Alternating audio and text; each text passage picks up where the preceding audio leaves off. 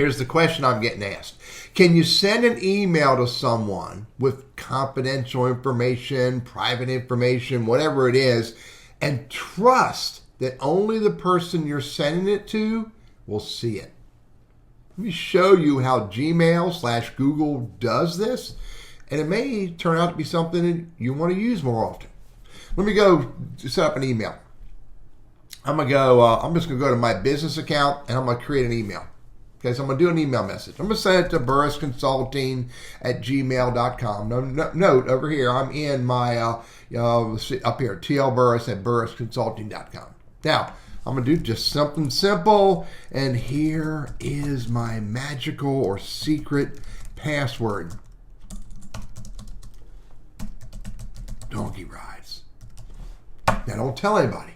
Now, here's the magic. Down here on the toolbar, not with the formatting, but over here, right here. You see it? Right there. Try confidential mode to help you keep your information safe. Now, I can dismiss this so I can learn more, or I can just simply click on it. Now, here's what confidential mode does. Recipients, the person you're sending it to, they will not have the option to forward, copy, print, or download this email. This message may still be visible in your Google Workspace domain admins or Vault users, but to those you send it to, they can only view it. They can't forward, copy, print, or download. So I'm going to set this. I can change the options, make it confidential for a day, actually make it visible. It'll go away, expire after a week, a day, a month, 3 months, or 5 years. Let's just leave it for a week. And should I ask them for a passcode, SMS passcode, or no passcode? Can make it even more secure by sending a passcode to that person via their cell phone or text messaging. But I'm going to leave no passcode. I'm going to hit save. Now I'm going to hit send. Note down here at the bottom, it tells me it expires and it's in confidential mode. I'm going to hit send. Now let's go look at my sent items. There it is. Here's my secret passcode. And so now let's go look and see what BCI got in their email. BCI Google testing. I'm going to hit refresh. And there's the email right there. So let's click on it. Now, first of all, down the bottom, it tells me content expires on January 24th, which is a week from now. You do not have the option to forward, copy, print, or download this email. So you notice that forward, print, etc. is gone. What happens? Can I print up here? No, I can't. What happens if I go up here and print in Chrome? Let's go look and see what that does. Oh, look. Even Chrome realizes it's a confidential email, and Chrome won't let me print this. Pretty impressive. But can I select it? Look, I can highlight Teddy, Burris, and me, but look what happens when I go across this.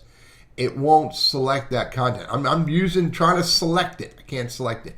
Can I select this down here? Nope. Can I select this?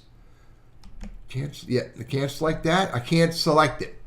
Can I right click? I can't even right click on it. So, and I can't forward it. I can't save it. I can get rid of it.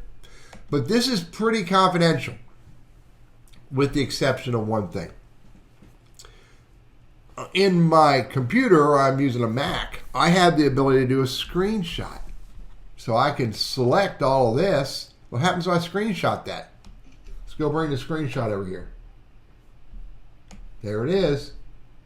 I was able to do a screenshot, and I can copy the content that way.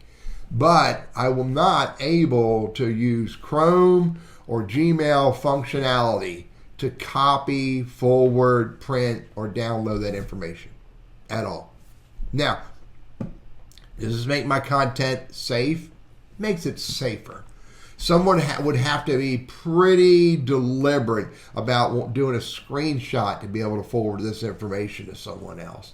But in the context of Gmail, they did a pretty decent job of creating secure email. Again, the way you do that is you go create a new email message, and down here is the little lock, And you can do this in Google Workspace as well as Gmail. Put the message in confidential mode, decide when you want the message to expire, and if you want to, you can also add an extra level of security by sending a text message passcode for the user to be able to get access to this message, to be able to view it. All of this in Gmail in a web browser or Gmail in the app. Now, I have not tested it in Outlook, but I would wager it works in Outlook as well. I'm Teddy, your Google Workspace and Gmail guy. I hope this is helpful for you.